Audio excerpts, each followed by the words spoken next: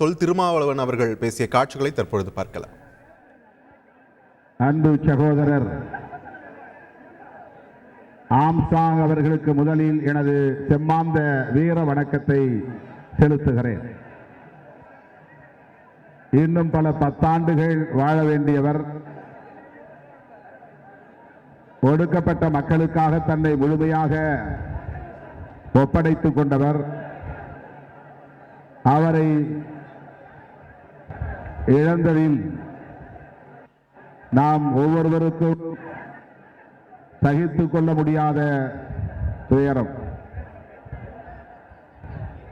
இந்த படுகொலை வன்மையான கண்டனத்திற்குரியது. கோழைத்தனமான படுகொலை.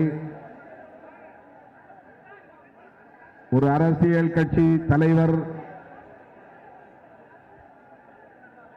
பட்ட பகலில் மாலை 5 மணி அளவில் இவ்வளவு கொடூரமாக கொலை செய்யப்பட்டிருக்கிறார் என்பது மிகுந்த அதிர்ச்சியை தருகிறது.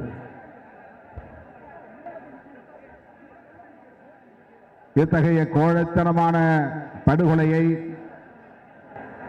ஜனநாயக சக்திகள் பலரும் கண்டித்துள்ளனர். அகில இந்திய அளவிலே காங்கிரஸ் கட்சியின் தலைவர் ராகுல் காந்தி அவர்களும் பாரதிய ஜனதா கட்சி தலைவரும் கண்டனம் செய்திருக்கக்கூடிய ஒரு கொடூரமான கொலை இந்த கொலை. பகுஜன் சமாஜ் கட்சியின் தேசிய தலைவர் செல்வி மாயாவதி அம்மையார் அவர்கள் வருகை தந்து மாநில தலைவர் ஆம்ஸ்ட்ராங் அவர்களின் திருவுடலுக்கு அஞ்சலி செலுத்தி இந்த படுகொலையை கண்டனம் செய்திருக்கிறார் என்பது குறிப்பிடத்தக்கது. கட்சிக்கு மிகவும் விசுவாசமாக இருந்தார். மக்களுக்கு நம்பிக்கைக்குரிய தலைவராக விளங்கினார். தொடர்ந்து பகுஜன் சமாஜ் கட்சியின் தலைவராக 17 ஆண்டுகளாக பணிபுரிந்திருக்கிறார். அந்த அளவுக்கு தேசிய தலைவர் மாயாவதி அவர்களின் நம்பிக்கைக்கு பாத்திரமாக விளங்கியிருக்கிறார் என்பதை நாம் உணர முடியும். நீண்ட காலமாக எனக்கு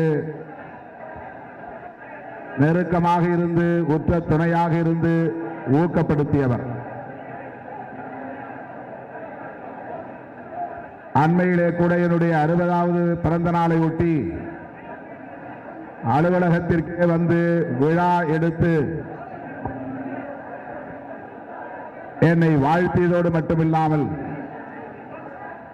அரசியல் நிர்ணய சபையிலே நடந்த முழுமையான விவாதங்கள் அடங்கிய அனைத்து புத்தகங்களையும் எனக்கு பரிசு கொடுத்தார்.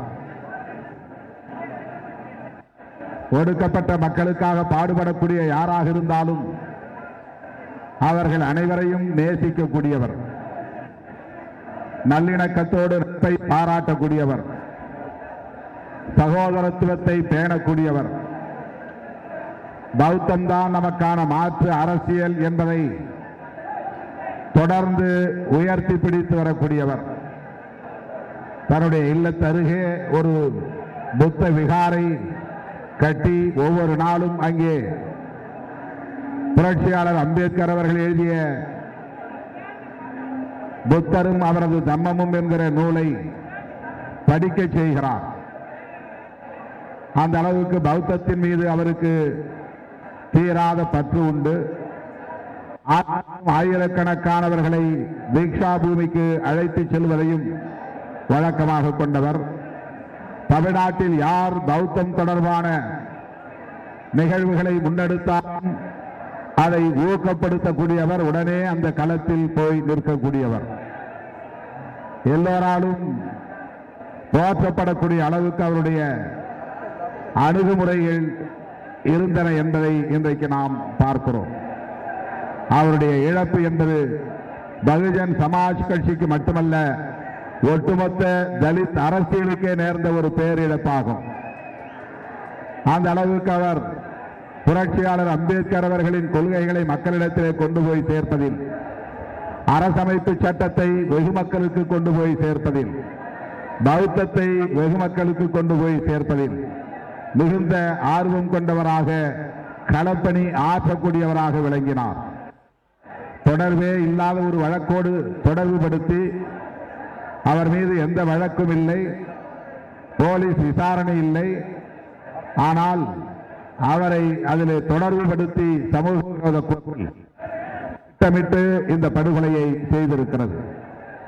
உண்மையான குற்றவாளிகள் இன்னும் யாரும் கைது செய்யப்படவில்லை என்பதுதான் இன்றைக்கு பகுஜன் சமாஜ் கட்சியின் சார்பில், அவருடைய குடும்பத்தின் சார்பில் முன்வைக்கப்படக்கூடிய முக்கியமான ஒரு கோரிக்கை.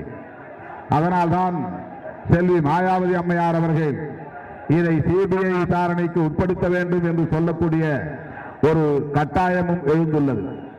ஆகவே காவல்துறை இதில் உண்மையான குற்றவாளிகள் யார் என்பதை கண்டறிய வேண்டும், அவர்களை கைது செய்ய வேண்டும் என்பதை மீண்டும் வலியுறுத்த கடமைப்பட்டிருக்கிறோம்.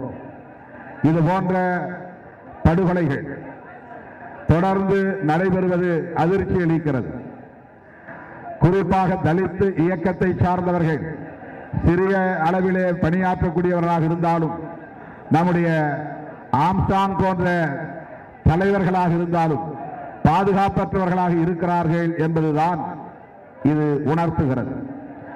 ஆகவே தமிழக அரசு இது போன்ற வன்கொடுமைகள் நடப்பதற்கு காரணம் எது, பின்னணி எது, திட்டமிடக்கூடிய கும்பல் யார், இதில் பங்கேற்ற கூலிப்படையினர் யார் என்பதையெல்லாம் துருவி ஆராய வேண்டும். உரிய பாதுகாப்பு நடவடிக்கைகளை மேற்கொள்வதற்கு ஆவணம் செய்ய வேண்டும். அன்பு சகோதரர் ஆம்ஸ்டாங் அவர்கள் தமிழ்நாட்டில் உள்ள எல்லா தலித் இயக்கங்களோடும் நெருக்கமான நட்பை கொண்டிருந்தார் என்பது அவருக்குள்ள சிறப்பாகும். எந்த இயக்கத்தையும் போட்டியாக கருத மாட்டார். யார் மீதும் பொறாமை கொண்டு விமர்சனங்களை செய்ய மாட்டார். கருத்தியல் ரீதியான விமர்சனங்களை செய்வார், அரசியல் விமர்சனங்களை செய்வார். ஆனால் தனிநபர் விமர்சனங்களை ஒருபோதும் அவர் முன்வைத்ததில்லை. அதுதான் அவருடைய பண்பாட்டுக்கு, அவருடைய மாண்புக்கு சிறந்த சான்று. ஆகவேதான் இன்றைக்கு கட்சி சார்பற்ற முறையிலே எல்லா தரப்பினரும் இங்கே ஓடி வந்து கண்ணீர் சிந்தக்கூடிய நிலையை நாம் பார்க்கிறோம். எனவே அவருடைய இழப்பு என்பது ஈடு செய்ய முடியாதது. அவருடைய இடத்தில் இருந்து அந்த பணிகளை முன்னெடுப்பதற்கு தகுதி படைத்தவர்கள் யார் என்ற கேள்வி நம் முன்னால் எழுகிறது. அந்த அளவுக்கு அவர் பௌத்தத்தை பரப்புவதிலும், புரட்சியாளர் அம்பேத்கரின் கொள்கைகளை முன்னெடுப்பதிலும் எந்த விதமான பதவி ஆசையும் இல்லாமல் அம்பேத்கர் அரசியலை முன்னெடுக்க வேண்டும் என்கிற அந்த பண்பு, இந்த கட்சிக்கு போகலாமா அந்த கட்சிக்கு போகலாமா என்று கருதாமல் பகுஜன் சமாஜ் கட்சியின் மூலம் புரட்சியாளர் அம்பேத்கரின் கருத்துக்களை மக்களிடத்திலே கொண்டு போய் சேர்ப்பது மட்டும்தான் நம்முடைய கடமை என்ற அந்த புரிதலோடு அவர் ஆற்றிய களப்பணி மகத்தானது, போற்றுதலுக்குரியது, பாராட்டுதலுக்குரியது. அதற்காக அவருக்கு நாம் நன்றி கடன் பட்டிருக்கிறோம். லட்சோபலட்சக்கணக்கான விடுதலை சிறுத்தைகளின் சார்பில் அவருக்கு எனது செம்மாந்த வீர வணக்கத்தை செலுத்துகிறேன். என்னுடைய அன்பு இளவலை நான் இழந்ததாக நான் 2 நாட்களாக பரிதவித்து துயரத்திலே மூழ்கி கிடக்கிறேன். எந்த நேரமும் அவருடைய பழைய பேச்சுகளை இந்த 2 நாட்களாக நான் கேட்டுக்கொண்டிருக்கிறேன்.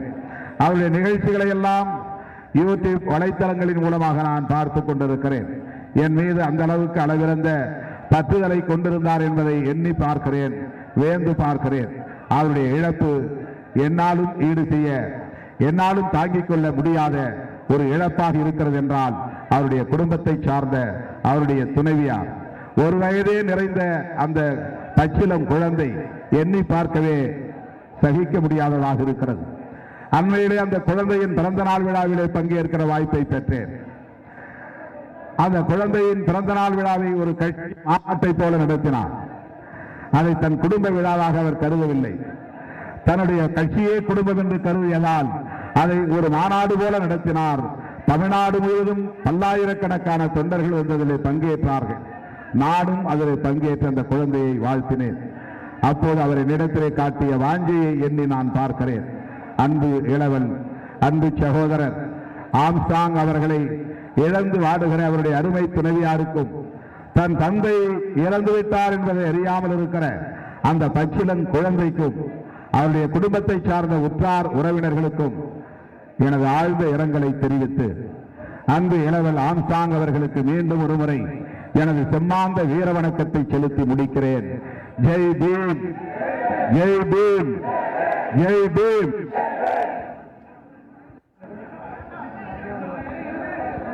உணர்ச்சி பெருக்குடன் ஒரு புகழஞ்சலியை செலுத்தி முடித்திருக்கிறார் விடுதலை சிறுத்தைகள் கட்சியின் தலைவர் தொல் திருமாவளவன். அந்த காட்சிகளை நாம் பார்த்தோம்.